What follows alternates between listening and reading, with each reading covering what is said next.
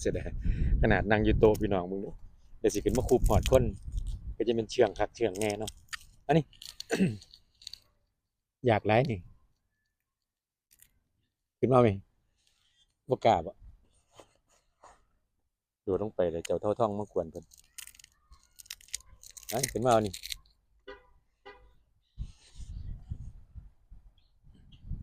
พูดออกพูดเขาอยู่พี่น้องผมนั่งผมนั่งแต่งคลิปโทรศัพท์อยู่แต่งคลิปวิดีโอ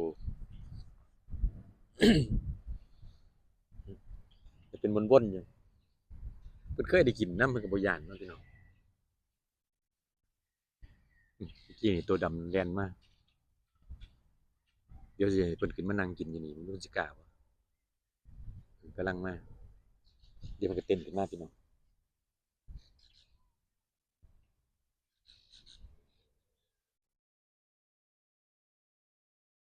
นั่น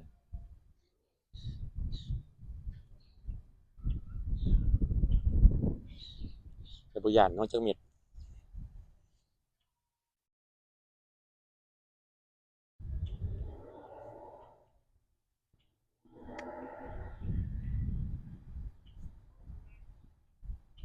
นั่งกินเซ้ยเพิ่นปานเฮาเลี้ยงกับมือนี่แหละถ้าเกิดเฮาบ่เบียดเบียนเขาเนาะพี่น้อง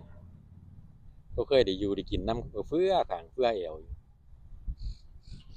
สิบ่คิดฮอดแนวใดมื้อใดเฮ็ดงานก็คิดฮอดเขาห่ำๆอยู่พี่น้องอากาศดีๆอยากมาเล่นนำพวกเขาคันได้คุกคีคักนี่สิเชื่องกว่าเจ้าตุ้ยนุ้ยเพิ่นเดะพี่น้องสายตาอ่อนโยนดีขนาดตัวใดใจกล้าก็ได้นั่งกินแซ่บพี่น้องแตกสวดๆอยู่ข้างผมเปลี่ยนมาอ้อมข้างอ้อมตัวเอ้าเท่าท้องมาไสนี่จะไปไสมาเขาน่ะนำหาอยู่เจ้าเท่าท้องมาน่ะพี่น้องปีนี้เป็นหยังคือจ้อยแท้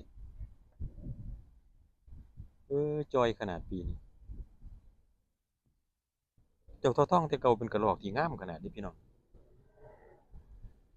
จะไปไสมาเท่าท้องก็คือบ่เห็นเจ้าจังบ่โดดเดี๋ยวเอานี่เป็นตัวเนี้ยผมก็บ่ได้สังเกตว่าเมื่อกี้มันหลายตัวอัน